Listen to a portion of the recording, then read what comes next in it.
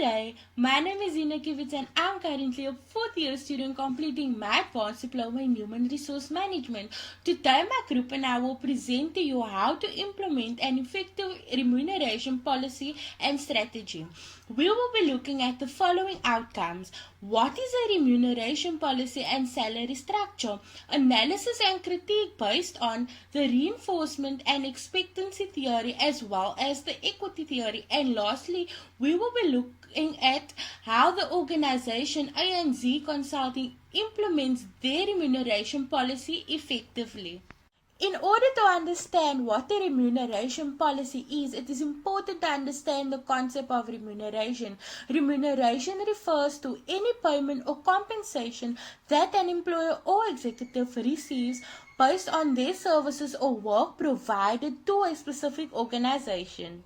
Now we will be looking at the types of remuneration. Remuneration packages are paid to employees in order to support and achieve organizational objectives. Remuneration packages are also designed to pay and reward employees based on their overall outstanding performance. There are two types of remuneration packages, your direct compensation and indirect compensation. Direct compensation refers to your salary, hourly pay, commission as well as bonuses, whereas your indirect compensation refers to benefits such as pay time off or maybe a vacation, and deferred compensation, which best describes a retirement fund, and lastly severance pay. What is a remuneration policy? A remuneration policy aims to ensure that any organization attracts and retains top talent across the globe in an increasing competitive environment. Now we will be looking at the advantages and disadvantages of a remuneration policy. The advantages is that the organization and its supervisors can use a defined framework for setting goals in order to increase productivity within the organization. It also assists in staff retention, whereas with the disadvantages is that teamwork and cooperation can be affected because of the increase in competition with the organization, and often communication can be difficult to establish and even to maintain. What is a salary structure? A salary structure is a system that employers use within the organization in order to determine their employees' salary. There are three types of salary structures that organizations mainly use in today's global competitive environment, namely your traditional salary structure, your broadband salary structure, as well as your market-based salary structure. In a traditional salary structure, there are many pay ranges depending on the nature of the position within the organization, whereas broadband salary structures are more flexible with fewer bands and wider ranges within the organization. And with regards to the market-based salary structure, this is dependent on what other employers pay their employees within their organization. The advantages and disadvantages of a salary structure within an organization are as follows. The advantages is that a salary structure can create a clear guideline in terms of pay decisions within an organization. It can also create consistency and transparency within the organization, whereas the disadvantages is that it can create administrative burden within the organization, and if managers are not flexible enough to attract and retain top talent within the organization, salary structures can become very restrictive within that specific organization. Okay, my name is Amy Maritz and I'll be discussing an analysis and critique of the reinforcement and expectancy theory and the equity theory. So in everyday life we use the word theory, which often means an untested hunch or guess without any supporting evidence. For scientists, however, this has almost the opposite meaning. A theory is a well-substantiated explanation of aspects of the natural world that can incorporate laws, hypotheses, or facts. The theory of gravitation, for instance, explains why apples fall from trees and astronauts float in space. A number of factors can influence compensation within an organization. This includes the location of the organization, experience of the candidate, their qualifications, and the supply and demand of labor on the labor market. The reinforcement and expectancy theory. So the expectancy that an individual has about a certain outcome of his or her behavior affects motivation.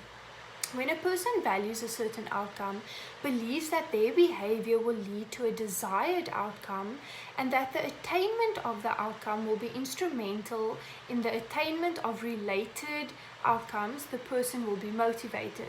So in the diagram, expectancy is viewed as effort, instrumentality is viewed as performance, and valence is viewed as rewards. What is motivation? Motivation can be described as a process that starts with a psychological or physiological deficiency, a need that activates behavior or drive and is aimed with a goal or incentive. Motivation is a theoretical model that is used to explain behavior. It gives reasons for people's actions, desires, and needs. Motivation, according to the theory, is a product of valence, instrumentality, and expectancy. Valence is used in psychology, especially when discussing emotions, means intrinsic attractiveness, positive valence, or aversiveness, negative valence of an event, object, or situation. For example, emotions that are popular to negative valence are anger and fear, and emotions popularly referred to as positive valence is joy. Valence of pay outcomes remains the same under different pay systems. Valence refers to the relative attractiveness an outcome has for a person. Valence can have different levels of strength, and if it does not automatically result in performance, but is mediated by abilities and role perception. Next theory is the equity theory. Now we may ask ourselves, why is it that somebody who earns 200 Rand an hour is less satisfied and less motivated with their pay than somebody who earns 50 Rand an hour? The answer lies in the equity theory. The focus is that employees continually compare the fairness of their treatment with that of others. The equity theory holds the belief that people should receive the same or similar rewards as those who are doing the same or similar job under the same or similar circumstances. The higher an individual's perception of equity, the more motivated they will be. If someone perceives an unfair environment, they will be demotivated. Good day, my name is Akila Marby, and today I will be speaking about A&Z Consulting's remuneration policy. The main function of the remuneration policy is to support the A&Z Consulting Group strategy by helping to build a competitive, high-performance and innovative group with an entrepreneurial culture that attracts, retains, motivates and rewards high-performing employees. A&Z Consulting strive to ensure that our remuneration policy supports the development and retention of top talent and critical skills. The purpose of the policy is to provide the group with a framework within which to determine and approve the organization-wide remuneration, which will attain the policy's overall objective, namely to articulate an effective, responsible and transparent remuneration. The remuneration policy's purpose is also to ensure a workforce that is motivated to successfully develop, implement and support A&Z Consulting's business strategy. The remuneration policy aims to provide clear and transparent guidelines for A&Z Consulting to develop market-related modern remuneration practices that will assist in achieving the organization's objective and promote positive outcomes. Good day, everybody. I'm Anisha Isaacs. I'll be discussing the remuneration philosophy. So the aim of A&Z Consulting's remuneration philosophy is to communicate the commitments and expectations of the remuneration policy, to strengthen the core values and culture, to focus and facilitate the implementation plan of the remuneration policy, to describe how A&Z Consultings will be managed at organizational level to serve as a criterion for evaluating the implementation of the remuneration policy and strategy. Next, I will be discussing the reward component. So what A&Z Consulting seeks to accomplish with each of the remuneration components are as follows. I'm going to identify the specific ones. So first we have the guaranteed pay and benefits. Then we have the variable pay, which consists of the short-term and the long-term incentives. Then we also look at reward and recognition. I'm going to elaborate on reward and recognition as this is not explained in the assignment. So firstly, A&Z Consulting utilizes an employee recognition program to show the appreciation for the departments, teams, and individual employees that contribute to the organization. The benefit of the specific remuneration component is to fulfill the need to be appreciated and to illustrate an employer's commitment to its employees. Next, we have the strategic separation. This includes the retrenchment. So A&Z Consulting utilizes this remuneration component to an employee who's paid off, whose job has been eliminated, or who has otherwise parted ways with the company. A&Z Consulting also offers voluntary separation packages, which is offered to an employee in hopes that he or she will resign or retire. But A&Z Consulting also gives the employee the option to decline this specific offer. Next, I will be discussing the remuneration component known as guaranteed pay. So the structure that A&Z follows is that guaranteed pay is paid monthly on a cost to company basis. It's generally targeted at the medium, which is the 50th percentile level, is normally benchmarked against the financial services, and is set at the level which is aligned to your expected operational performance. All employees are eligible for this remuneration, which includes executive directors, managing executives, and heads of control functions. Next, we have your variable pay. The variable pay is made out of short-term as well as long-term incentives. So the short-term incentives structure that A&Z follows is it's payable annually in September, is determined based on the agreed target. The measurement period for assessing your performance against the agreed target is normally a period of 12 months. Revised targets are set on an annual basis. Revised individual short-term incentives are based on your agreed output. All employees, this implies to all employees in management roles.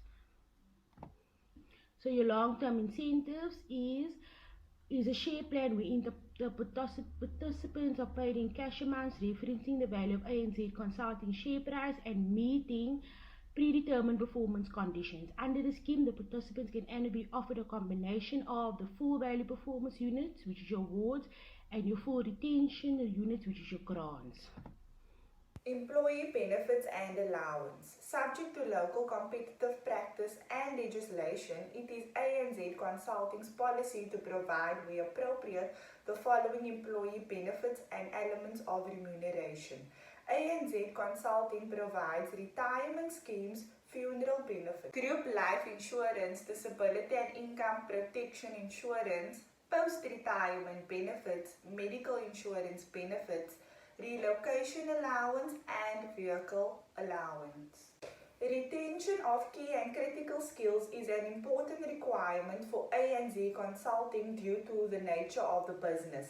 A&Z Consulting implements measures to counteract the loss of key employees to competitors or the general market. Retention measures include retention bonuses paid over a predetermined period. The following are retention strategies that are implemented within A&Z Consulting. Women and people with disability. Measures on non-discrimination in the workplace will be implemented. Incentives. Offering opportunities for further studies, including bursaries. Action plan to prevent employees from leaving. Staff morale to be assessed on a quarterly basis. Exit interviews to be conducted whenever employees leave. Into performance system. Performance will be paid annually as a once-off performance bonus subject to provisions of the performance management system and or performance contracts. Performance bonus is not guaranteed. In order to qualify for a performance bonus, an employee must be in service on 30 March that year. Employees with at least 6 months service on 30 June who have been assessed and who qualify for a once-off performance bonus will receive performance bonus according to the number of months completed service. Good day. My name is Tasneem Abdullah, and today I'll be going through the most important facts to remember with regards to remuneration policies. Fact number 1. The remuneration strategy and policy is intended to guide the remuneration philosophy and policy to ensure that the remuneration process supports the achievement of the organization. Fact number 2. The remuneration policy should not be read in isolation, as it is supported by employment contracts, HR policies, and regulations that apply to the organization. Fact number 3. Companies with a strong sense of compensation and benefit strategy will be able to hire the right people more often than not and will be able to see great business success. And lastly, fact number 4. The remuneration or compensation package has an impact on the performance of employees and also top executives. An attractive remuneration policy motivates employees to do the best they can, and also it helps them gain certain rewards and bonuses. Thank you for listening in on our presentation. I hope you enjoyed it and learned something beneficial from it, and have a blessed day further.